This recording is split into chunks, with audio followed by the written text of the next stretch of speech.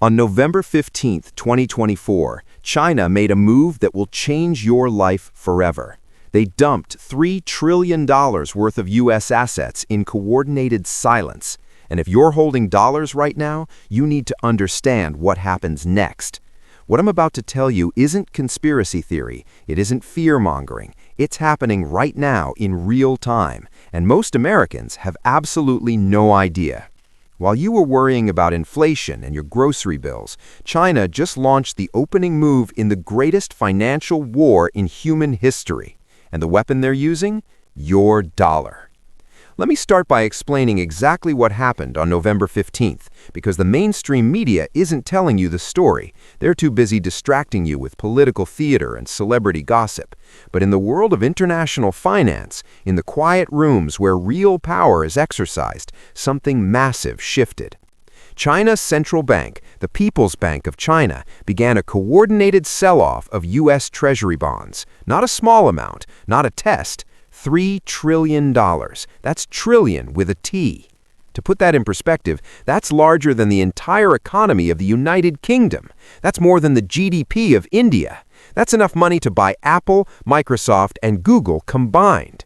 And they didn't do it publicly. They didn't announce it. They did it through back channels, through intermediaries, through a network of shell companies and sovereign wealth funds that most people don't even know exist. How do I know this? Because I track capital flows. I watch the Federal Reserve's custody holdings. I monitor the Treasury international capital data that gets released every month. And what I'm seeing is unprecedented. The numbers don't lie. China is systematically exiting the dollar system. Now, some of you might be thinking, so what? China sells some bonds. How does that affect me? And that's exactly the question I'm going to answer, because what China is doing right now will impact every single aspect of your financial life, your savings, your paycheck, your retirement, your ability to afford basic necessities. Everything is about to change. Let me explain the mechanics of what's happening now. For the past 50 years, the US dollar has been the world's reserve currency. What does that mean? It means that when countries trade with each other, they do it in dollars. When someone in Japan wants to buy oil from Saudi Arabia, they don't use yen or reals, they use dollars. When a company in Germany wants to import goods from Brazil, they settle the transaction in dollars. This system, known as the petrodollar system, was established in 1971 when President Nixon took the U.S. off the gold standard and made a deal with Saudi Arabia. The Saudis would only sell oil in dollars, and in exchange, the U.S. would provide military protection. Other countries followed suit, and suddenly every country in the world needed to hold massive amounts of U.S. dollars just to participate in global trade. This gave America an incredible advantage. We could print as much money as we wanted because there was always demand for dollars. Other countries had to produce real goods and services to earn dollars, but we could just create them out of thin air. It was the greatest economic privilege in history. But here's the problem. That privilege requires trust. It requires other countries to believe that the dollar will hold its value, that America won't abuse its power, that the system is fair and sustainable. And over the past 2 decades, that trust has been eroding. We've printed trillions of dollars to fund wars, bailouts, stimulus packages, and government spending. We've weaponized the dollar system, using it to sanction countries we don't like, freezing their assets, cutting them off from international trade. We've proven that the dollar isn't neutral. It's a tool of American foreign policy. And China has been watching, learning, planning, and now they're making their move. The $3 trillion exodus isn't just about selling treasury bonds. It's about building an alternative system, a system where China, not America, sits at the center. A system where the yuan, not the dollar, is the dominant currency. And they're not doing it alone. They've spent the last 10 years building alliances. The BRICS nations, Brazil, Russia, India, China, South Africa. These countries represent over 40% of the world's population and a growing share of global GDP, and they're all working together to create an alternative to the dollar system. In August 2023, the BRICS announced they're expanding. They invited Saudi Arabia, AEA, Egypt, Iran, and Ethiopia to join. Think about that for a second. Saudi Arabia, the country that made the petrodollar system possible, They're now joining an alliance explicitly designed to move away from the dollar. And it gets worse. China has been making bilateral currency agreements with countries all over the world. They've done deals with Russia to trade in rubles and yuan. They've made agreements with Brazil to trade in their local currencies. They're building currency swap lines with dozens of countries, allowing them to bypass the dollar entirely. But the real weapon in China's arsenal? Gold. While America has been printing money and running up debt, China has been quietly accumulating gold. Nobody knows exactly how much gold China really has because they don't report it accurately. Official numbers say around 2,000 tons, but independent analysts estimate it could be 20,000 to 30,000 tons. That's more than the United States officially holds. Why does this matter? Because gold is the ultimate form of money. It's been valuable for 5,000 years. It can't be printed, it can't be devalued by government decree, and if China backs their currency with gold, even partially, it becomes a credible alternative to the dollar. Imagine this scenario. China announces that the yuan is now backed by gold. 1 yuan equals X amount of gold, and you can exchange it anytime you want. Suddenly, every country holding worthless paper dollars is going to start thinking very hard about switching to yuan, because a currency backed by something real is worth more than a currency backed by nothing but debt and promises.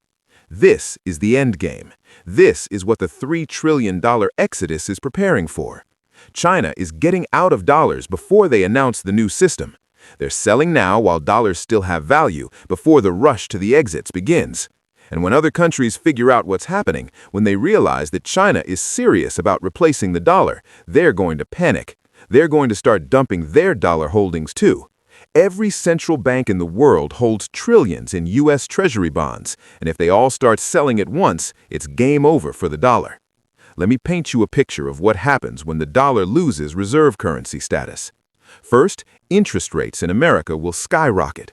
Right now, we can borrow money cheaply because there's always demand for treasury bonds. Foreign countries need dollars, so they buy our debt. But when that demand disappears, when China and others are selling instead of buying, the U.S. government will have to offer much higher interest rates to attract buyers. What does that mean for you? Your mortgage rate goes from 7% to 15%. Your car loan doubles. Credit card rates hit 35 or 40%. Borrowing money becomes prohibitively expensive. The housing market collapses because nobody can afford the payments. Businesses can't get loans to expand or even operate. The entire economy seizes up. Second, inflation goes into overdrive. When other countries don't need dollars anymore, all those dollars that are currently held overseas will come flooding back to America. It's called reverse currency flow. And when you suddenly have trillions of extra dollars chasing the same amount of goods and services, prices explode. We're not talking about 8 or 10% inflation. We're talking about Weimar Germany levels, Zimbabwe levels, Argentina levels. Your groceries could double in price every few months. Your life savings could lose half its value in a year. This is hyperinflation, and it destroys societies. Third, America's standard of living will plummet. Right now, we live beyond our means. We import more than we export, we consume more than we produce, and we can only do this because the world accepts our dollars in exchange for their goods. But when the dollar is no longer the reserve currency, that party ends. Suddenly, we have to actually produce things of value to trade for the things we want.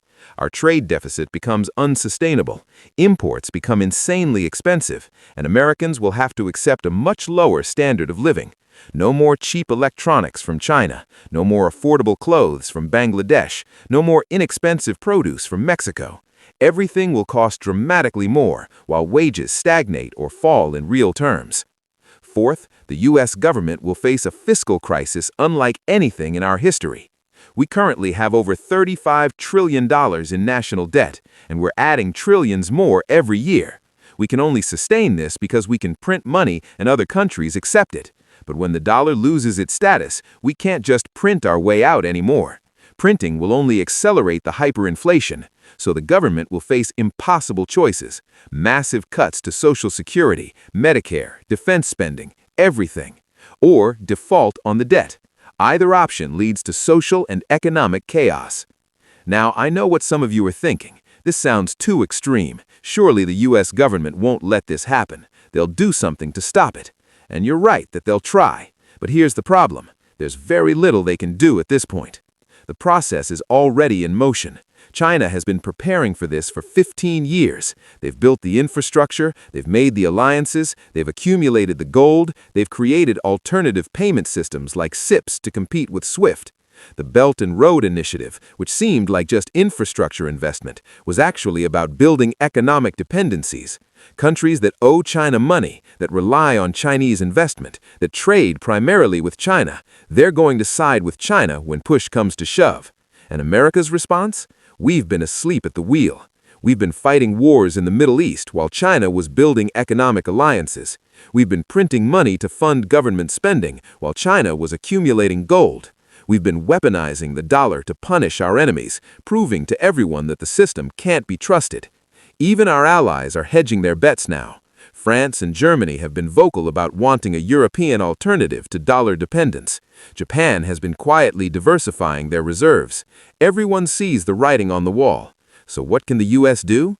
They could try to raise interest rates dramatically to defend the dollar, but that would crash the economy and the housing market. They could impose capital controls, making it illegal for Americans to move money out of dollars, but that would destroy confidence even faster and confirm that we're in crisis mode. They could try to negotiate with China, offer concessions, try to maintain the status quo, but China holds all the leverage now. Why would they accept a deal when they're winning? The ugly truth is that we're watching the decline of American financial hegemony in real time. And just like the British pound lost its reserve status to the dollar in the 20th century, the dollar is losing its status to the yuan in the 21st century. It's a natural cycle of empires, and once it starts, it's very difficult to stop. But here's what really keeps me up at night: the timeline. This isn't something that's going to happen in 20 or 30 years. Based on the pace of change I'm seeing, based on the acceleration of de-dollarization, based on the $3 trillion exodus that just happened, I think we're looking at 2 to 5 years before we hit the critical tipping point. That's not a lot of time. That's not enough time for most people to prepare. Most Americans have no idea this is even happening. They're going to wake up one day and find out their dollars are worth half of what they were. Their retirement accounts have been decimated. Their savings are gone. And the really sick part? The wealthy and connected already know. They've already moved their money. They've already bought hard assets. They've diversified internationally. They're positioned to profit from this crisis while regular people get destroyed. So, what do? How do you protect yourself from the coming dollar collapse? First, understand that cash is not safety. Holding dollars, whether in a bank account or under your mattress, is a losing strategy. The whole point of what I've been explaining is that the dollar is losing value, so keeping your wealth in dollars is like standing still while the ground crumbles beneath you.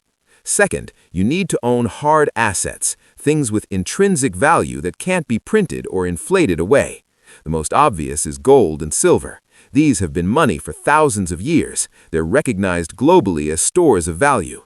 When China backs the yuan with gold, when other countries start questioning the dollar, gold is going to skyrocket in price.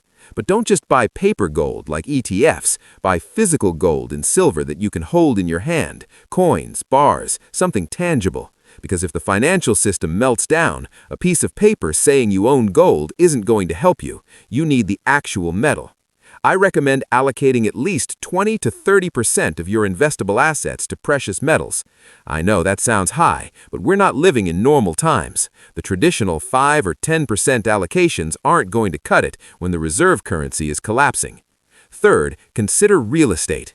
Land and property are real assets. They have utility. You can live in a house. You can farm land. And while real estate prices might fluctuate in the short term, in a hyperinflationary environment, real assets tend to hold their value better than paper currency.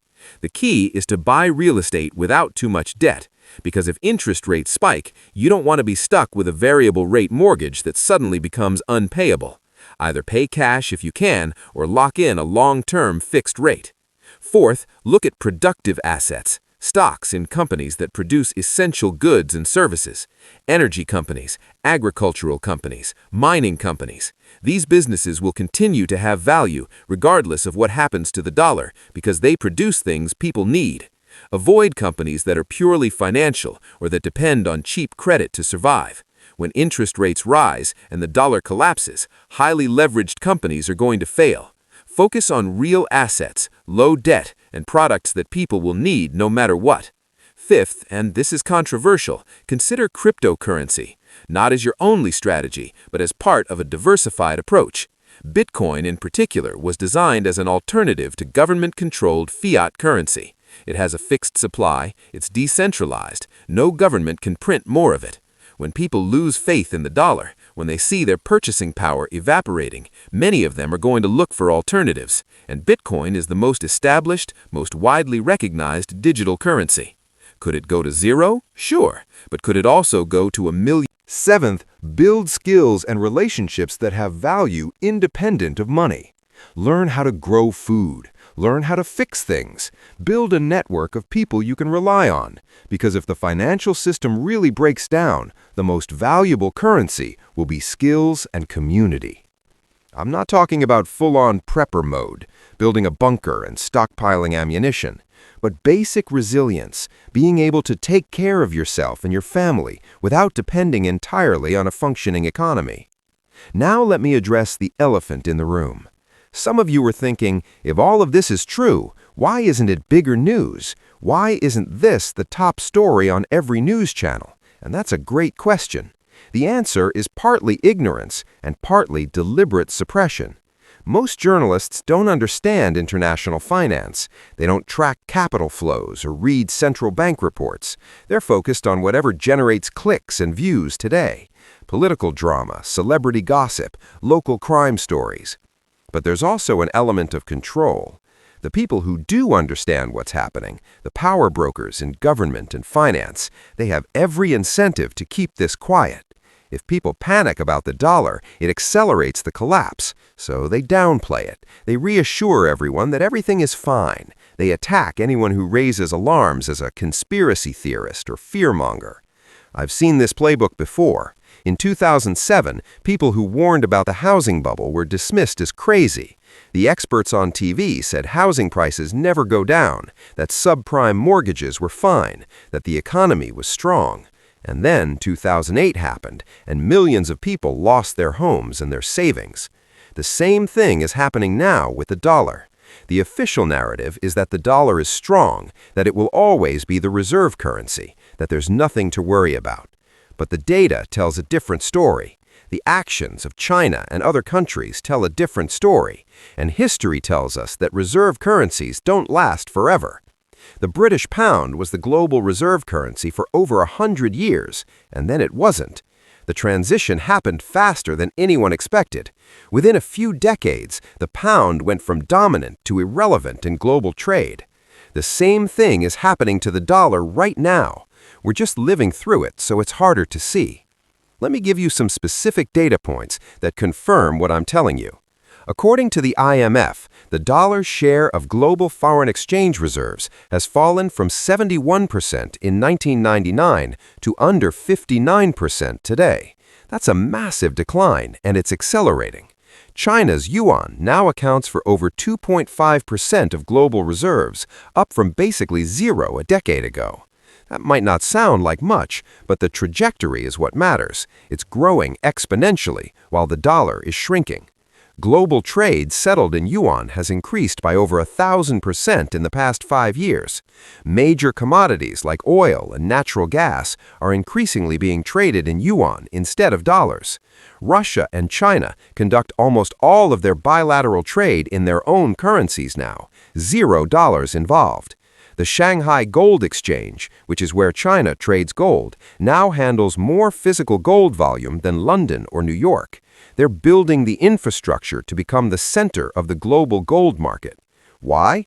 Because when you control the gold market, you control the benchmark for what money is worth. Saudi Arabia, the country that made the petrodollar system possible, is now seriously considering joining BRICS and making non-dollar trade agreements. This is a monumental shift. The moment they officially announce it, it will mark the end of the petrodollar system, and all the signals point to this happening soon. India, which has traditionally been a Western-aligned country, is settling a growing portion of its trade in local currencies. They recently made a deal to buy oil from Russia in rubles. This never happened before. France has recently called for Europe to liberate itself from dollar dependence. Germany is exploring an alternative payment system. Even U.S. allies are now recognizing that the dollar monopoly isn't sustainable. This is the biggest financial transformation our generation will see, and most people aren't prepared. But you need to be prepared. Time is running short. The signals are clear. The dollar's dominance is ending. A new world order is coming, and those who understand what's happening, those who are prepared, they will survive and thrive. For everyone else, they'll be lost in the dust of history. This is the time to take action. This is the time to protect your wealth. This is the time to secure your family's future. The dollar collapse is coming. The only question is, are you ready? Like and subscribe.